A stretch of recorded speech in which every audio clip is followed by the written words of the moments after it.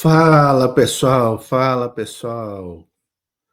Ajustando o meu áudio aqui. Visão trabalhadora na área, pessoal. Chegando aqui nos estúdios da Voz Trabalhadora. Primeiro programa de 2025, galera. Feliz 2025, camaradas que estão aí nos assistindo. Uma satisfação muito grande retornar aqui com vocês. Uma camisa vermelha, né, pessoal? Iniciando o ano com a nossa cor de luta, o vermelho, a cor do internacionalismo. Chegando na área para repercutir aí as primeiras notícias do ano, né, gente? E assim, destaquei duas notícias aqui quentinhas para trazer para vocês. A Natuza Neri, da Globo News, aí andou sendo perseguida aí por um bolsonarista, né? E eu vou trazer uma repercussão da TV 247 no sentido de que o melhor apoio à Natuza Neri é que a grande imprensa se alerte para o fascismo, né? E comece a combater efetivamente o fascismo, né? Então, achei interessante o título, eu não assisti ainda, o Atushi e aquela turma lá, a turma da 247 repercutindo essa notícia. O prefeito de Porto Alegre, gente, o que a gente vai dizer do nosso prefeito aqui de Porto Alegre? O nosso não, né? Que eu não votei nessa figura aí, né? Eu não votei. Aliás, assim, como que este cara é prefeito de Porto Alegre reeleito, gente? Essa é a grande pergunta, né? Começou o ano assim, vergonheira para o Rio Grande do Sul, para Porto Alegre, né? Caiu uma chuva no dia 1º, alagou as ruas centrais, o centro de Porto Alegre alagado, Zona Norte, Zona Leste, vários pontos da cidade alagados, mais uma vez. Já tinha chovido dia 27 de dezembro, agora alagado a cidade. Qualquer chuvinha que cai em Porto Alegre alaga a cidade. As bombas não funcionaram. Hoje, o presidente, o diretor, o novo diretor do DEMAI, que é o Departamento de Águas e Esgotos, deu uma entrevista horrorosa, colocando a culpa na empresa de energia elétrica, e aí ele foi indagado, mas e os geradores, senhor diretor, que a prefeitura está alugando? E aí ele diz que os geradores não têm ainda o mecanismo de ligar automático, os geradores, e de que a prefeitura não tinha profissionais para ligar os geradores. Então a gente está entregue às traças, literalmente, aqui em Porto Alegre. Sem contar a infeliz declaração que este senhor deu, né? Que defender a ditadura é liberdade de expressão, né? Bom, nós temos um vídeo aqui para trazer do ICL, Leandro Demore e o Arbex, que é um jornalista que eu adoro, o Arbex, comentarão conosco. E vou fechar com uma que não é última notícia, das últimas, mas é um vídeo muito interessante do canal De Olho nos Ruralistas, que eu gosto muito, sobre o gabinete do Pazuello, gente. Vocês lembram do Pazuello? O Pazuzu, ministro da Saúde do inelegível genocida durante a pandemia, aquele que entendia de logística, mas não conseguiu levar respiradores para o Amazonas, lembra? Aquele que entendia de logística, mas não comprou as vacinas quando podia ter comprado. Aquele que, junto com o inelegível genocida, são responsáveis por pelo menos 400 mil das 700 mil mortes que a gente teve. Para deixar barato, tá, gente? Mas vamos iniciar, tá, pessoal? Quero assistir junto com vocês aqui, ó, o 247, tá, gente? Vamos ver aqui o que eles repercutiram sobre essa questão da Natuza Neri. Antes de soltar o vídeo, tá, pessoal? Deixa eu pedir aqui, ó. Chega deixando a curtida e comentando no chat. E digam no chat de que cidade estão falando. E quem puder se tornar membro, ó, galera, R$ 1,99 por mês. Estamos chegando nos 300, faltam 5 membros para a gente chegar em 300, tá, gente? O objetivo é chegar em 500 neste primeiro semestre de 2025. Vamos junto, quem puder, torne-se membro lá. Da Natuza Neri, né? O típico Bolsonaro. Então você está informado, ataca as urnas eletrônicas, foi lá para os acampamentos, né? Aquele tipo de personagem que passou por esse processo de envenenamento, né, gerado a partir do bolsonarismo. Ele é policial, o nome dele é Arsênio Scriboni Júnior, ele ganha 14 mil reais por mês, estava no supermercado com a Natuza e disse que ela deveria ser aniquilada. Né? Como é que você vê esse tipo de personagem, Alex, na vida política brasileira? Diga lá. Não, eu não sei por que ele não foi preso, porque isso foi um flagrante, né? Você está no supermercado, vê um cara e te ameaça, isso parece que é um flagrante, né? Foram para a delegacia e tal, mas devia ser preso já. Cadeia. Não tem.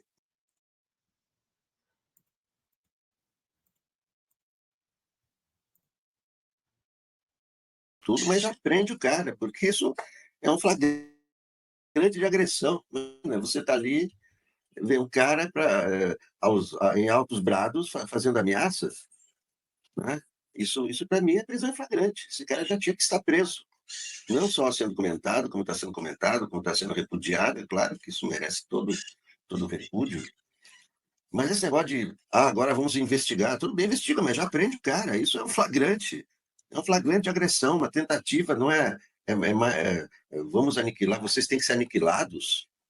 E isso, inclusive, atinge, claro, a Natuza que estava lá, mas todos os jornalistas, qualquer um de nós pode ser vítima disso, sobretudo mulheres, né? Porque tipos como esse preferem, né? São covardes, evidente. Que esse é mais um covarde, né? Isso foi um ataque covarde, e é típico do Bolsonaro, né? Quem idolatra torturadores, a tortura é o ato mais covarde que pode existir, porque você amarra o sujeito e seis que batem nele. Isso é uma covardia total, não há covardia maior do que essa. E tanto o Bolsonaro quanto esse aí são fãs de torturadores, são fãs de tortura. Portanto, covardes, né, criminosos. E esse cara deveria estar preso, eu não sei por que ele não está preso ainda. Como é que você vê isso aqui, Aquiles, que foi colocado pelo jornalista Tiago Barbosa? Eu vou botar a notícia aqui, que é essa aqui. Ó. A melhor solidariedade à Natuza é tratar o bolsonarismo como um movimento Tiago Barbosa. O nazismo, né, ele foi criminalizado na Alemanha depois da Segunda Guerra Mundial, depois da catástrofe hitlerista. Na sua opinião, o bolsonarismo deve ser criminalizado no Brasil, como algumas pessoas defendem, também ser tratado como um movimento extremista, que deve ser legalmente contido? Um movimento extremista que inoculou ódio na sociedade brasileira, responsável por essa divisão e essa parcela que resiste em olhar para o seu semelhante com distinções políticas e não vê-lo um inimigo, é covarde. A covardia é essa característica também fundamental, como o Alex falou, porque quando confrontado em relação à ameaça que fez, o policial o golpista disse apenas que criticou o trabalho da jornalista, né? Não assume as agressões, a ameaça que ele fez. Isso, como está dizendo aqui o Tiago Barbosa, jornalista pernambucano, nosso colunista aqui do 247, é um sintoma do bolsonarismo. E a Globo, infelizmente, tem a sua parte, embora tenha combatido na quadra final ali, ter tido uma cobertura pró-democracia, no sentido dos atos golpistas ali, mas, no todo, a mídia corporativa foi condescendente com Jair Bolsonaro. Em muitas coisas, ela minimizou os ataques do Bolsonaro, a liberdade de expressão, ao trabalho dos jornalistas. Foi o período em que foi o período de maiores agressões contra jornalistas, foi durante o governo Bolsonaro. E isso está ainda... Veja que isso não... Uma parte da sociedade ainda segue arraigada nesses valores extremistas. Você viu que na matéria mostra que a Natuza, em determinado momento, foi falar com ele, para pegar seu nome para denunciá-lo. E aí a esposa dele admoestou assim, tipo, cara, para com isso. Dentro de casa, você imagina o que é conviver com esse tipo de pensamento, com esse tipo de vociferação violenta a todo momento, contra jornalistas, contra o presidente da República, contra a esquerda, contra os pobres? Porque é isso que o bolsonarismo é. Então, se a gente não tratar como um problema grave, não sei qual é a seara da segurança pública, da saúde pública, ou com ações conjuntas, esse tipo de ação só vai crescer, porque outros se sentirão empoderados em chegar para um jornalista com o qual ele não concorda, pode ser até nós aqui, que andamos nas ruas, que andamos em lugares onde tem bolsonaristas, ser vítima de hostilidade, de agressão. Então, é preciso que haja uma punição, o governo é pressionado institucionalmente, né, na pessoa da Corregedoria da Polícia Civil, é onde está tramitando esse inquérito, para que esse policial seja afastado e que uma ação pedagógica, principalmente na Polícia de São Paulo, que enfrenta resistências aí em outro aspecto da segurança pública, que é o uso progressivo da força. A Globo plantou o antipetismo. Tinha um comentário ali do Alcir, né, que frequenta aqui a Voz Trabalhadora também. É isso, a Globo plantou o antipetismo, chocou o ovo da serpente aí, né, a Rede Globo. Não que a gente não se solidarize, a jornalista, a profissional, né, a profissional a gente se solidariza, mas o Aquiles trouxe um ponto fundamental aqui, né? A grande mídia precisa definitivamente parar de dourar a pílula do fascismo, dessa extrema-direita. Porque nós já tivemos, inclusive, assassinatos, né? Quem não lembra na campanha, aquele bolsonarista que foi na festa de aniversário de um petista, lá em Foz do Iguaçu, assassinou o companheiro lá e foi absolvido agora na Justiça do Paraná, lá, inclusive, né? Gleisi Hoffmann, esses dias, fez uma postagem a respeito dessa questão. E sobre esse caso aqui, pessoal, só para trazer os detalhes, né? Agência Brasil noticiando aqui, ó, que a Corregedoria investigará o policial civil acusado de ameaçar a Natuzaneri. Caso ocorreu na noite da última segunda-feira em São Paulo. E esse é o grande problema, né? Tá aqui a Natuzaneri. O grande problema é esse, né, pessoal? É em São Paulo, São Paulo do Tarcísio de Freitas, do Guilherme Derrite, né? A segurança pública de São Paulo, a gente tem visto do que se trata, né, pessoal? Então, é difícil acreditar que haverá aí punição, né? A Polícia de São Paulo instaurou um inquérito para investigar o policial que ameaçou a jornalista Natuzaneri da Globo News. A ameaça ocorreu no dia 30, quando fazia compras no supermercado em Pinheiros. Segundo a Secretaria Pública de São Paulo, após o ataque à ameaça, o jornalista acionou a polícia militar por meio do 190, e ela e o agressor foram conduzidos até a 14ª DP para o registro de ocorrência. Por envolver um policial civil, a Corregedoria assumiu as investigações do caso e vai apurar a conduta do agente que já foi afastado de suas atividades. Que fez essa postagem, o Thiago Barbosa, ele falou: pregar um bolsonarismo moderado é complacência descarada com essa violência, né? E aí eu queria colocar aqui o que foi dito pelo Cacai, o advogado, né, que inclusive se ofereceu para ser o defensor lá da Natuzaneri. Ele fala: o ódio fascista que foi inoculado pelos bolsonaristas precisa ser enfrentado. Já está sendo enfrentado, né? O Bolsonaro vai ser preso nesse ano. O Braga Neto já está preso, outros militares também estão presos, né? Mas existe um processo que é uma coisa que sempre é defendido pela Márcia Tiburi, que é a desnazificação do Brasil. A desnazificação do Brasil é a desbolsonarização do Brasil. Como é que isso vai ser feito, né? Quer dizer, qual que é o esforço que vai se fazer nessa direção? Diga, Aquiles. Bom, muito importante aí a posição do Cacai. Apenas lembrando que a desnazificação do Brasil é um movimento importante, porque fora da Alemanha, foi aqui no Brasil, na região sul principalmente, onde se criou o maior conglomerado do Partido Nacional Social, o Partido Nazista Alemão, fora da Alemanha. Então, há raízes nazistas no Brasil, infelizmente. O Bolsonaro se inspirou numa liderança nazista aqui no Brasil, que eu esqueci o nome agora, era um vereador, um cara do Rio de Janeiro, que é o Michel German, que é um especialista em nazismo brasileiro, judeu, inclusive. Falou: bolsonarismo é nazismo, né? Isso foi dito pelo Michel German várias vezes, que é um estudioso dessa ideologia. Tá aí, corte 247 aí, o pessoal analisando. Eu estava aqui, pessoal, eu estou procurando aqui, ó, já que eles falaram que o Bolsonaro é nazismo, né? Eu estava procurando aqui a seguinte foto, ó, deixa eu trazer para compartilhar com vocês aqui. O Congresso em Foco, gente, aqui, ó, inclusive essa foto aqui do Bolsonaro pousando ao lado de um famoso nazista, né? Um homem fantasiado de Hitler, né? Ao lado de um homem fantasiado de Hitler, né? Na Alemanha, se não me engano. E aqui está a matéria de fevereiro de 2022, Congresso em Foco fez essa matéria aqui, ó.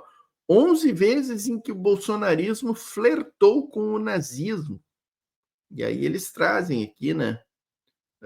As várias vezes em que o bolsonarismo, o ministro que imitou o Goebbels, né? Quem não lembra, né? Aquele ministro da Cultura, eu acho, secretário de Cultura, porque ele acabou com o Ministério da Cultura, né? secretário de Cultura Roberto Alvim, né, usou trechos do discurso do ministro da propaganda da Alemanha nazista Goebbels, né, numa filmagem tosca, bizarra. Nem é bom a gente lembrar isso aqui, né, pessoal? Nem é bom a gente lembrar isso aqui, mas só fica o registro aí, né? 11 vezes em que o bolsonarismo flertou, né, imitou o nazismo. Então, o bolsonarismo, evidentemente, é uma corrente da extrema-direita, fascista, nazi-fascista, e que precisa, sim, ser criminalizado. Então, muito importante essa abordagem aí que a 247 traz, de que a melhor solidariedade que se pode ter a Natuza Neri é o combate ao fascismo, o apontamento do que é o fascismo e de que essa gente é fascista, definitivamente. E a grande imprensa precisa tomar a dianteira nessa questão. Não pode mais dizer que Tarcísio Freitas é moderado, não pode mais. E já que falamos disso, vamos trazer aqui, ó, o ICL Notícias, tratando aí do senhor prefeito reeleito de Porto Alegre, Sebastião Melo, né? O cara que deixou a cidade de Porto Alegre embaixo d'água, porque as motobombas e o sistema de proteção contra as enchentes não teve a manutenção adequada no mês de maio, né, do ano passado. E agora, nas últimas 2 chuvas que Porto Alegre teve, a cidade ficou completamente alagada, o trem urbano parou de funcionar, porque os trilhos estavam alagados, a cidade ficou sem luz, toda aquela coisa, né, que a gente já conhece. Publicamos várias imagens e notícias, inclusive, no nosso Instagram da Voz Trabalhadora, né, pessoal? Inclusive uma notícia sobre os geradores que não foram ligados, que eu quero compartilhar com vocês na sequência, mas antes vamos repercutir aqui, ó. Vamos ver aqui o que então Gabriela Varela, Leandro Demore e o Arbex vai entrar em seguida. Vamos ver o que essas feras repercutiram. A gente já pode começar aqui os assuntos falando de Sebastião Melo, né? Você fala com muita propriedade a respeito disso, porque ano passado você cobriu muito bem as enchentes no Rio Grande do Sul. É o prefeito reeleito de Porto Alegre, ele assumiu já soltando uma declaração assim que é difícil até de classificar, né? Deixa antes aqui, pessoal, eu pedi para vocês chegarem deixando a curtida, tá? Isso aqui é muito importante para nós. Então, deixem a curtida aí, digam no chat de que cidades estão assistindo. Isso aqui também é bem importante. É muito bom ver os comentários de vocês, né? E especialmente aqueles que chegam ao final, que vão até o final do vídeo. Eu vi no último vídeo que a gente gravou, dezenas de pessoas botando ali, cheguei até o final, Portinho, estava muito bom. Vocês não sabem a alegria que é para nós ler esses comentários aí, então agradecemos muito aí. Quem puder se tornar membro, tá, galera? R$ 1,99 por mês, já estamos chegando em 300 membros no canal. A nossa equipe tinha colocado como uma pérola, mas acho que até muito pior do que isso. Ele diz que quem defende ditadura não pode ser processado. Então, vamos primeiro rodar o vídeo e aí a gente volta a falar a respeito disso. A gente tem a manchete no nosso site também. Vamos assistir? Vamos lá. Bora. Forjado na luta popular, forjado na luta democrática e na luta advocatícia, a liberdade de expressão é o que há de mais caro na vida de um país.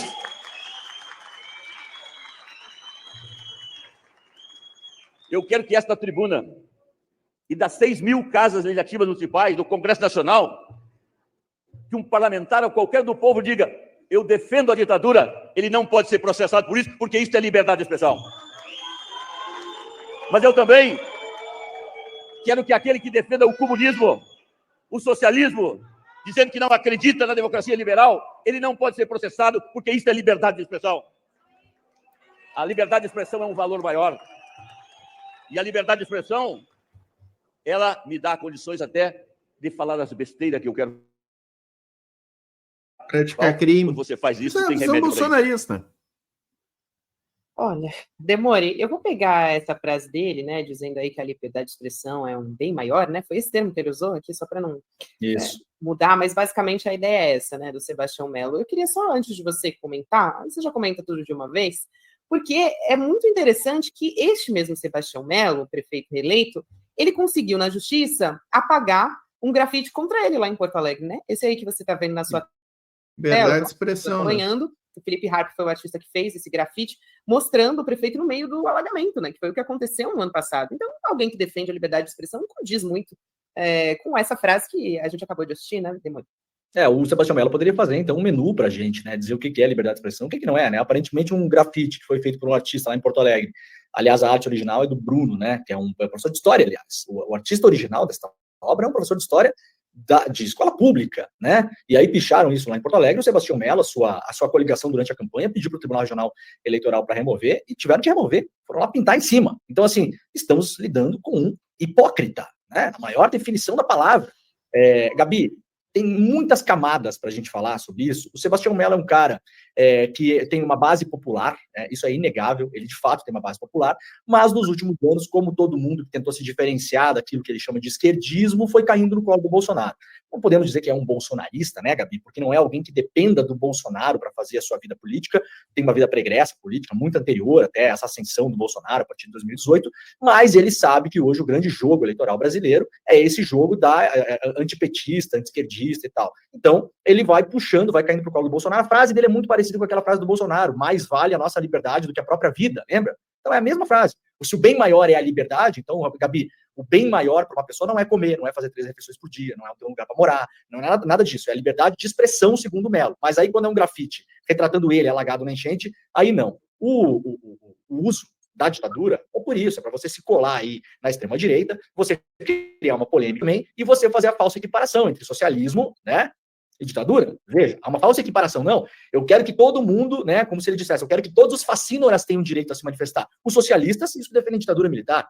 Não são coisas equiparáveis, né? Alguém pode desejar um mundo socialista ou com bases socialistas perfeitamente dentro de uma democracia. É possível a pessoa desejar isso e tentar aplicar bases socialistas dentro de uma democracia. Agora, é impossível você aplicar bases de uma ditadura militar brasileira dentro de uma democracia. É uma definição que se encerra por si, ela é impossível de acontecer, né? Então não há comparação. Agora, tudo isso é o diálogo com os bolsonaristas, com a base da extrema-direita, com a base aliada. E aí, só para eu fazer uma costura final, Gabi, tem um capítulo importante disso para a gente logo vai chamar o Arbex aqui para comentar com a gente.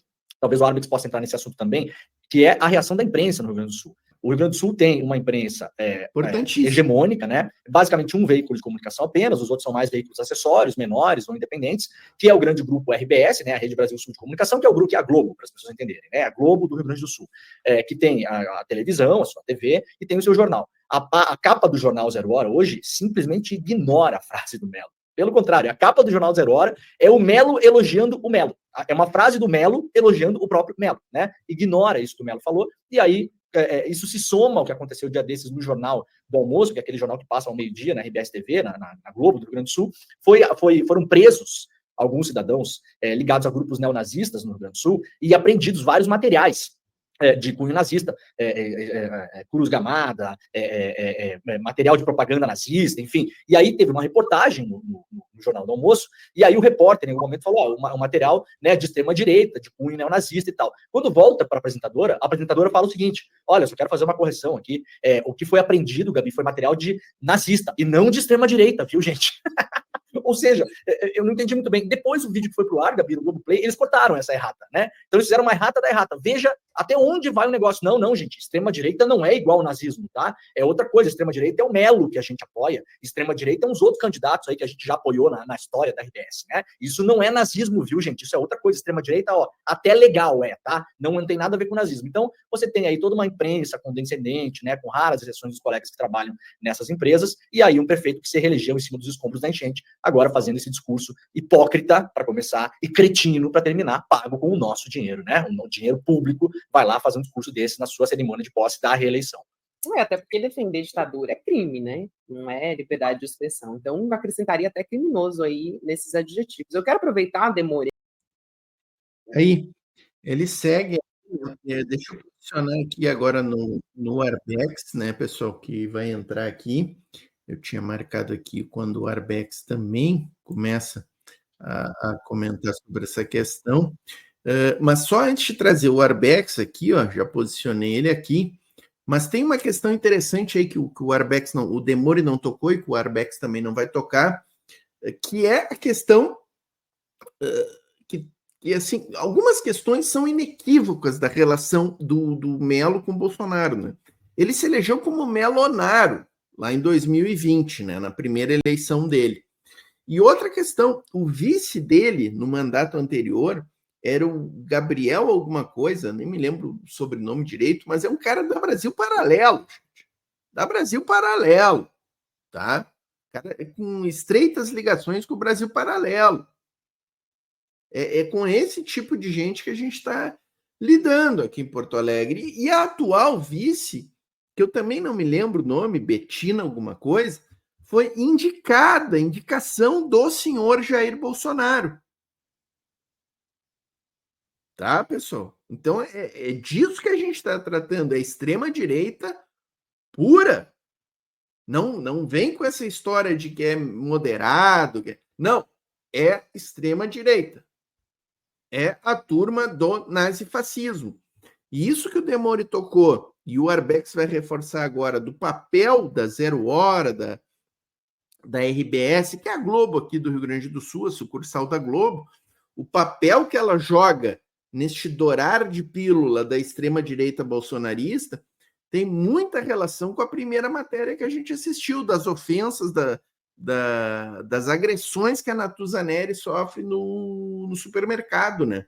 E dessa grande imprensa que fica dourando a pílula da extrema-direita fascista brasileira, e acaba acontecendo esse tipo de coisa. De jornalistas, inclusive destes grupos da grande mídia, serem agredidos quando saem às ruas. Então, a gente precisa definitivamente que a mídia corporativa, a imprensa brasileira, comece a combater essa extrema-direita fascista brasileira. Vamos ouvir o Arbex aqui, ó. Caras que estavam querendo impor a ditadura no Brasil. Deixa curtida, tá, pessoal? Defender o direito a defender a ditadura. Nessa situação, não é uma coisa qualquer. Começa daí. Quer dizer, uma coisa é você acender um fósforo na rua, ao ar livre. Outra coisa é você acender o mesmo fósforo num paiol fechado, numa sala cheia de pólvora. Quer dizer, que é isso que ele está fazendo aqui. Essa que é a verdade. Ele tá colocando incêndio na coisa. Isso em primeiro lugar. Em segundo lugar, eu ouvi há pouco sobre ele, que não há nenhuma equivalência entre ditadura, socialismo, comunismo. Socialismo e comunismo são concepções de mundo, concepções políticas, concepções de sociedade, concepções de como um Estado deve se organizar. Ditadura é uma prática. Ditadura é uma prática que implica o uso de tortura, prisões ilegais, desaparecimento de lideranças políticas, enfim, assassinatos. Isso é ditadura. Qualquer que seja de direita, esquerda, ditadura é isso. Você não pode equiparar essas práticas com a proposta de um regime socialista, por exemplo. Quer dizer, durante todo o pós-guerra na Europa, a maioria dos países europeus foram governados por regimes socialistas. Você não tinha tortura na Europa durante todo esse tempo, após a Segunda Guerra Mundial. Então, é uma besteira, é uma equivalência insuportável aquilo que ele fez, é uma idiotice. Agora, também é uma jogada política, porque, de novo, eu concordo com o Demori que isso daí é uma tentativa de flertar com a base bolsonarista, que acha que ditadura é um sistema legítimo. E os caras que aplaudiram o Bolsonaro quando o Bolsonaro elogiou o ditador Ustra, na famosa do impeachment da Dilma. Quer dizer, o Ustra, você sabe quem é o Ustra, quem que o Bolsonaro elogiou. O Ustra é um assassino, um cara que pendura as pessoas na barra e dá porrada, é um torturador, é um sujeito que levava filhos de presos para verem os pais sendo torturados na cadeia. Isso é o Ustra. Isso é o que o Bolsonaro elogiou. E as pessoas, muitas vezes, aplaudem esse tipo de coisa, defendem esse tipo de coisa, perdendo de vista aquilo que elas estão aplaudindo, sem entender direito o que elas estão aplaudindo. Isso é o perigo. Agora, quanto ao Zero Hora, Demório, eu vou lembrar aqui, você deve conhecer isso também bastante bem, não sei se a Gabi acompanhou isso ou não, mas houve um momento em que o Zero Hora, acho que foi no final dos anos 90, ou começo dos anos 2000, foi submetido a uma campanha de boicote da opinião pública que quase levou o Zero Hora à falência. Os caras, houve retirada em massa de assinantes que se indignaram com o tratamento que o Zero Hora estava dando, especialmente ao PT, tratamento indigno, mentiroso, calunioso, difamatório, que o Zero Hora estava dando. Teve uma campanha inédita no Brasil de boicote ao Zero Hora, retirada de assinatura, e os donos do Zero Hora, naquela ocasião, a família Sirotsky, se não me engano, teve que vir a público para se desculpar. e pedir para pararem de boicotar o jornal, senão o jornal ia morrer. O jornal chegou muito perto de morrer. Quer dizer, é uma tradição antiga já, desse jornal flertar com o que existe de pior no Brasil. Bem lembrado, Alex, eu lembro bem dessa época e ultimamente a gente tem visto, bom, durante a campanha eleitoral, de novo, né, muita falsa equivalência, e nós vimos, a gente cobriu muito aqui no CL, a atitude vergonhosa do grupo RBS todo em defender a própria companhia alemã que estava cuidando do aeroporto de Porto Alegre, né, fizeram assim, advocacia administrativa gratuita para a empresa alemã, né, de defender que o Estado, nós dessemos R$1 bilhão na mão da Fraport, da empresa alemã, para os caras botarem os aviões para voltar a voar em Porto Alegre, sob a alegação de uma chantagem, senão eles iam fechar o aeroporto e ia todo mundo embora, né, e a empresa fez essa defesa, e isso aí inclusive durante a campanha eleitoral, né? Então é realmente vergonhoso o que é feito, e repito, a capa do jornal, para quem não pegou hoje, a capa do jornal não cita a frase do Mello. A capa do jornal, Arbex, é uma frase que o Mello fala sobre ele próprio, se autoelogiando. É um negócio inacreditável, né? E isso daí é mais grave ainda, Demônio, se você leva em conta o que está acontecendo na Alemanha, onde o nazismo está ganhando terreno, ganhou as eleições na Turíngia, onde fica. E é isso aí, muito bom registro do Arbex, e aí segue, foi um programa muito interessante hoje, o CL Notícias 2, desta quinta-feira, né? Estou gravando aqui no final da quinta-feira. Achei muito boa a abordagem trazida pelo Demore, pelo Arbex, e vai nessa linha, né, pessoal? Vai nessa linha. Acho que essas duas primeiras matérias que a gente traz aí, da agressão à jornalista Natuzaneri, da declaração do Sebastião Mello tomando posse, aliás, ele não conseguiu tomar posse no gasômetro, que é um centro cultural que ficou fechado durante anos, e ele ia tomar posse lá para, acho que, reinaugurar o gasômetro, só que tinha tanta goteira, faltou energia elétrica, e estava alagada a região do gasômetro, então eles tiveram que transferir o local da posse.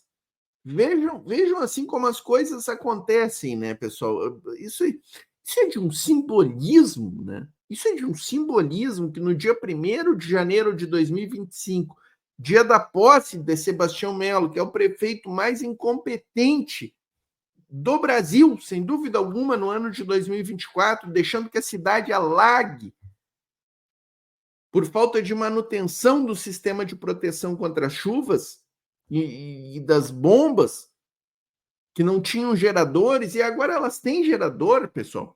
E deixa eu trazer aqui rapidamente, aqui, ó, a gente compartilhou lá no Instagram da Voz Trabalhadora essa notícia aqui do Sul 21, né? Que trata ali da questão dos geradores, exatamente, né? E das declarações concedidas hoje à Rádio Gaúcha pelo Bruno Vanuzzi, que será aí o diretor do DEMAI, tomará posse aí nos próximos dias.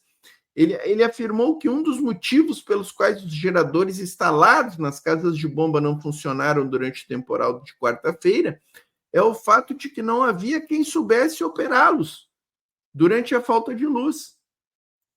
Segundo ele, o processo é realizado de forma manual e no momento do temporal os plantonistas das prestadoras de serviço não sabiam fazer o acionamento dos geradores, pessoal.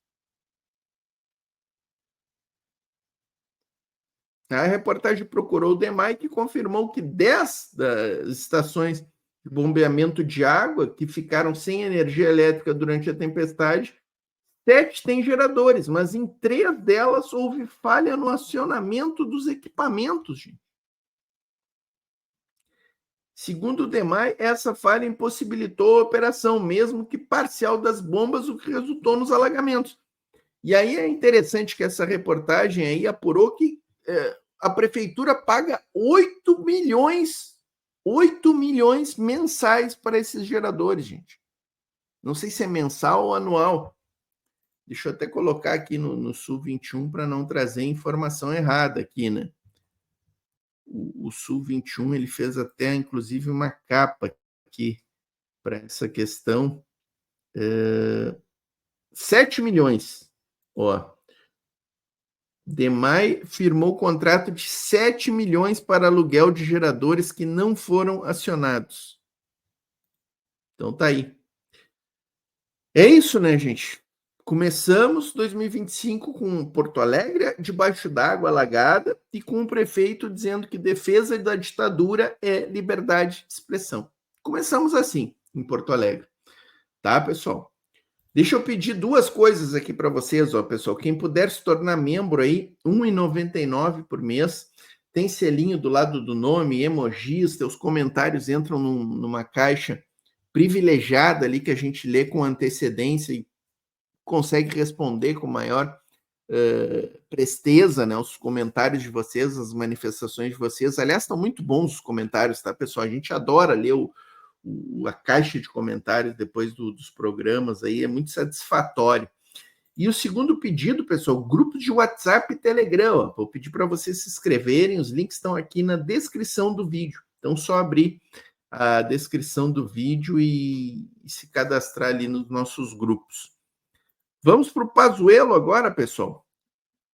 Reportagem excelente aqui de Olho nos Ruralistas, tá, pessoal? Que é um canal aí que eu admiro muito o trabalho que eles realizam, né? Um trabalho fora da caixinha, eu diria assim, né? E um jornalismo investigativo muito bom, trazendo denúncias, investigações, matérias que a grande mídia nunca daria e que a mídia alternativa às vezes não consegue fazer. A mídia alternativa fica mais ali no varejo, digamos assim, né, na notícia diária, e não aprofunda num jornalismo investigativo que o De Olho nos Ruralistas faz. Então vamos assistir juntos aqui, ó, né?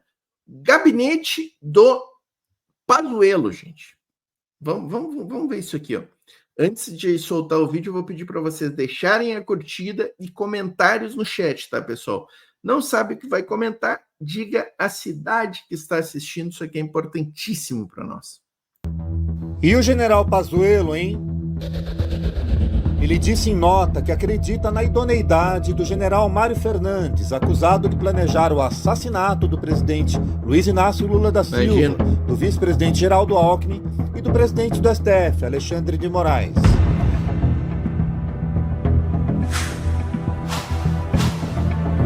E que ficou sabendo da prisão de Fernandes, ex-funcionário de seu gabinete, pela imprensa. O general Fernandes foi demitido de seu gabinete na Câmara em março, quando foi identificado seu impedimento para exercer cargo público. E qual era esse impedimento? O Supremo tomou essa decisão diante das investigações da Operação Tempus Veritatis sobre os atos golpistas no Brasil. O militar já estava na mira do Supremo desde janeiro.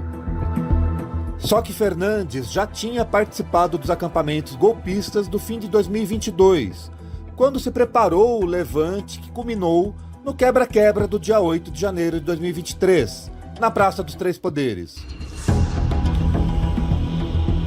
Pazuello, que diz reafirmar sua crença nas instituições do país, o contratou em março daquele ano.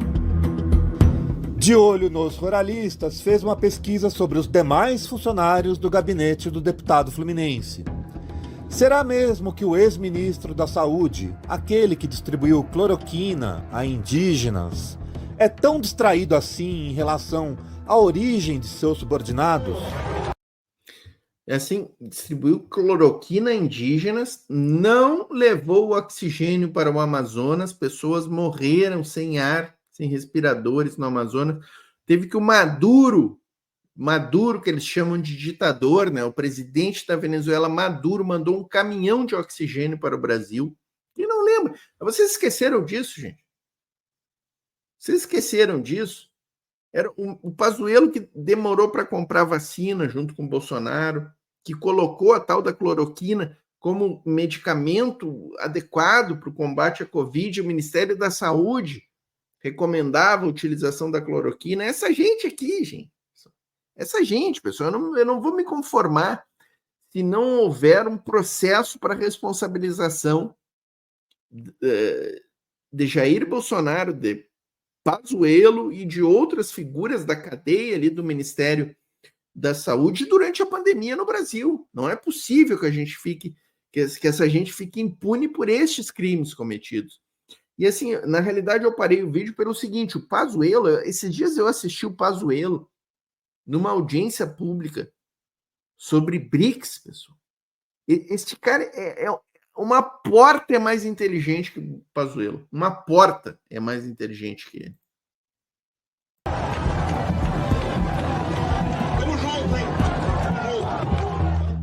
Tomemos o advogado Joser Hardman de Araújo, funcionário de Pazuello, desde fevereiro de 2023. Advogado de quem? De milicianos, de mafiosos, que a imprensa chama de milicianos. De Batman, líder da Liga da Justiça.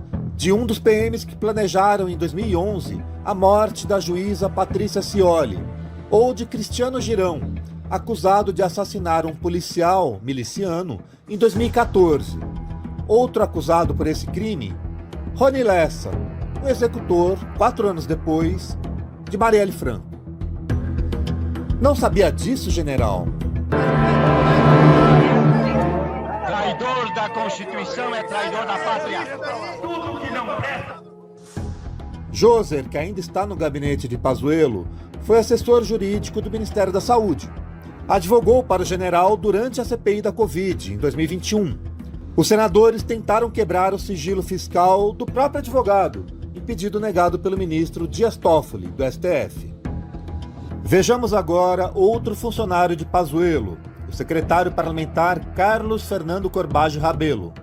Uma reportagem da revista Piauí descreveu seus métodos de falar com os funcionários.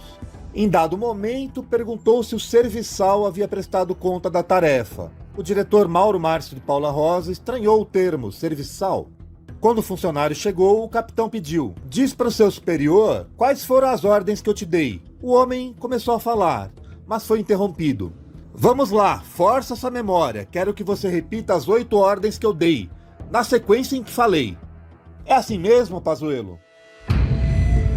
Vamos agora saber quem é o tenente-coronel Iago Lopes das Dores, que já foi chefe da seção de licitações do Exército. Ele é casado com a ex-funkeira MC Bruninha, aquela que participou do reality show A Fazenda, hoje cantora gospel. Segundo o Intercept Brasil, a empresa do casal faturou R$ 856 mil em vendas para o governo federal, 90% disso para o Comando do Exército. O TCU detectou o envolvimento de 3 militares em um esquema de favorecimento à empresa. 2 deles seriam seus sócios ocultos. Essa auditoria foi feita em outubro de 2023. Iago já estava no gabinete de Pazuello e lá permaneceu. Enquanto isso, trabalhou neste ano na campanha de todos os políticos do PL no Rio de Janeiro. Entre eles o candidato à prefeitura, Alexandre Ramagem, e o vereador carioca Carlos Bolsonaro, o 02. Não sabia disso, deputado?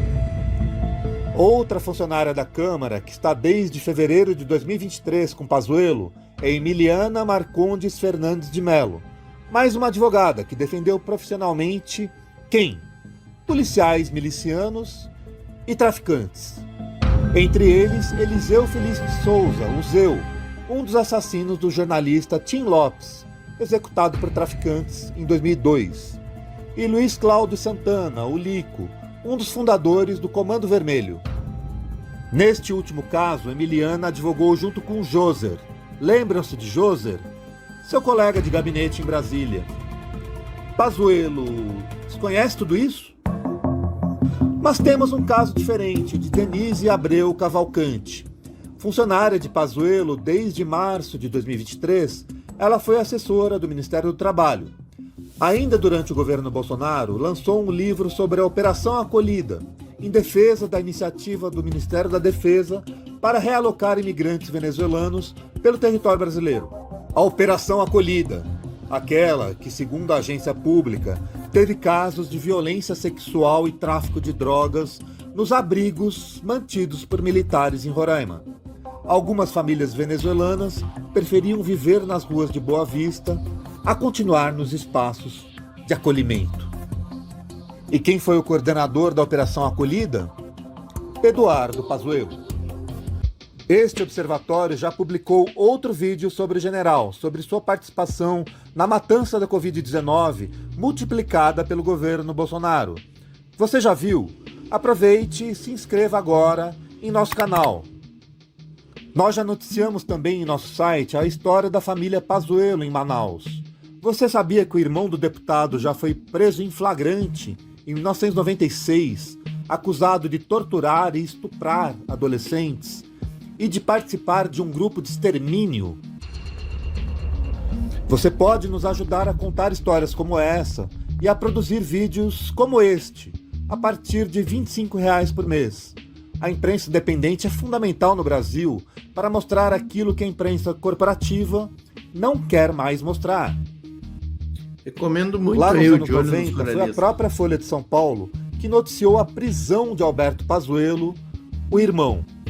Hoje ela se esquece. Por quê? Um dos militares presos agora, em novembro, foi o tenente-coronel Hélio Ferreira Lima, que comandava até fevereiro a 3ª Companhia de Forças Especiais do Comando Militar da Amazônia, em Manaus. Essa prisão em massa não possui tentáculos somente em Brasília e não vem de uma manifestação isolada deste ou daquele militar. Toda essa movimentação verde-oliva teve sua tonalidade verde e amarela desenhada nos últimos anos, inclusive nos acampamentos golpistas. O próprio Mário Fernandes, em cujo celular foi encontrado o plano para assassinar Lula e Alckmin, era uma das pontes do governo Bolsonaro com os aquartelados, e ele agia em defesa do levante. Olhem este trecho onde ele fala com Mauro Cid, o ex-ajudante de ordens de Jair Bolsonaro, no dia 8 de dezembro de 2022. Quanteados de golpistas pelo Brasil. Cid, eu estou tentando agir diretamente junto às forças, mas, pô, se tu pudesse pedir para o presidente ou para o gabinete do presidente atuar, pô, a gente tem procurado orientar tanto o pessoal do agro como os caminhoneiros que estão lá em frente do QG. Entenderam? O pessoal do agronegócio, aquele que retira a palavra negócio de seu nome e quaisquer responsabilidades sobre atos ilícitos praticados pelo setor. O agronegócio que participou ativamente dos trancamentos de rodovias, que financiou ônibus para o 8 de janeiro, que financiou George Washington, aquele que tentou explodir o aeroporto de Brasília, conforme revelamos no dossiê As Origens Agrárias do Terror. Mário Fernandes achava um absurdo apreender os caminhões dos aquartelados, que, segundo ele, estavam deixando de produzir pelo Brasil. Caminhões enviados por empresários. Chega a ser cômico, né, pessoal? Chega a ser cômico quando a gente lembra de tudo isso que aconteceu no Brasil, né? E essa gente quer anistia. Esta gente quer anistia, pessoal. E pelo próprio agronegócio. Mauro Cid foi preso pela primeira vez em maio de 2023 pela inserção de dados falsos na carteirinha de vacina de Jair Bolsonaro. Acaba de ser conduzido novamente pela Polícia Federal para depor sobre as novas descobertas da operação. Ainda em 2023, foi visitado por um deputado do Rio de Janeiro, nosso velho conhecido, de uma família amazonense muito rica e muito amiga da ditadura, Eduardo Pazuello. Hoje, o Supremo está prendendo alguns militares, uma das últimas fronteiras da impunidade golpista no Brasil. Militares que planejaram envenenar o presidente da República. O STF já prendeu o pessoal do 8 de janeiro, os que ocuparam a Praça dos Três Poderes, a vovó de Santa Catarina, que decidiu se aliviar em plena sede do Supremo. E o pessoal do agronegócio? E os deputados e o ex-presidente, que apoiaram desde sempre o golpe e o terror, e que não se fartam de ter relações com milicianos, com mafiosos. Senhores, é simples assim. Um manda e o outro obedece. Mas a gente tem um caminho, entendeu? Dá pra desenrolar. Tá pintando o clima. Dá pra desenrolar. Os funcionários de seu gabinete obedecem a quem, Eduardo Pazuello? De olho na democracia, de olho nos coturnos. De olho nos ruralistas. E para ficarmos de olho... Tá aí. Muito bom, né, pessoal? De olho nos ruralistas, recomendo. Sigam lá, sigam o canal parceiro, sigam no Instagram, sigam aqui no YouTube. O trabalho deles é de primeira qualidade, o site deles é muito bom também. Matérias investigativas, denúncias importantíssimas contra essa turma do agronegócio, contra os golpistas. Espero que tenham gostado, tá, pessoal? Quem chegou até o final, quero aquele comentário, quero a curtida e quero um comentário no chat, ó. Portinho, cheguei até o final. Gostei, não traz mais o De Olho nos Ruralistas, não gosto do ICL. Pode dizer o que quiser aí. Diz se gostou, se não gostou. Sugestões, links com sugestões também de vídeos que vocês querem que a gente repercuta aqui. Então, assim, ó. Cidade que estão assistindo também, quem não disse ainda, diga a cidade que está assistindo. O Pix, ficou aqui a nossa chave do Pix, que também é o e-mail do canal, tá, pessoal? E aqui o QR Code também com o nosso Pix, que ficou durante todo o programa. E quero fazer três convites aqui no final, tá, pessoal? Primeiro deles, quem curte geopolítica, se inscreva no nosso canal de geopolítica, canal alternativo aqui da Voz Trabalhadora, exclusivo para temas de geopolítica, youtube.com/geopoliticavt. Inscrevam-se lá, já estamos com mais de 500 inscritos ali, e deem uma chegada ali no canal. Quem gosta de geopolítica, se inscreve ali que vocês com certeza vão gostar da programação. Sejam membros do canal, quem puder, pessoal. R$ 1,99 por mês. Essa é a melhor forma de vocês ajudarem o canal, pessoal. Não tanto pelo recurso, pela grana, né? Tanto que a gente fez esse pacote aqui, que é o menor pacote que o YouTube permite, tá, pessoal? Se eles permitissem um pacote de 10 centavos, de 50 centavos, a gente faria. Porque a gente quer que essa comunidade cresça. Por quê? Porque o YouTube valoriza muito os canais que têm bastante membros. Quanto mais membros tem o canal, maior a divulgação do trabalho, mais eles divulgam as capinhas dos vídeos ali para que o pessoal possa acessar, né? Então aí nós estamos com 300 membros do canal e o nosso objetivo é chegar em 500 membros, tá, pessoal? Faltam 5 para chegar em 300, tá, pessoal? Espero que este vídeo de hoje aqui a gente consiga ter estes 5 membros aqui nesta live, nessa live. Então, quem puder, contribua aqui, se tornando membro do canal. E o último convite aqui, pessoal, inscrevam-se, cadastrem-se nos nossos grupos de WhatsApp e Telegram. Os links estão aqui na descrição, aqui embaixo do vídeo, ó. Então, abre aqui a descrição, vai nos links ali, te cadastra nos grupos, tenho certeza que vocês vão gostar muito, será uma satisfação tê-los lá nos nossos grupos. Certo, pessoal? É isso. Um grande 2025 para todos e todas, estamos começando com força, hein? Vamos pegar forte aqui, vamos avançar o ano inteiro aqui, ó.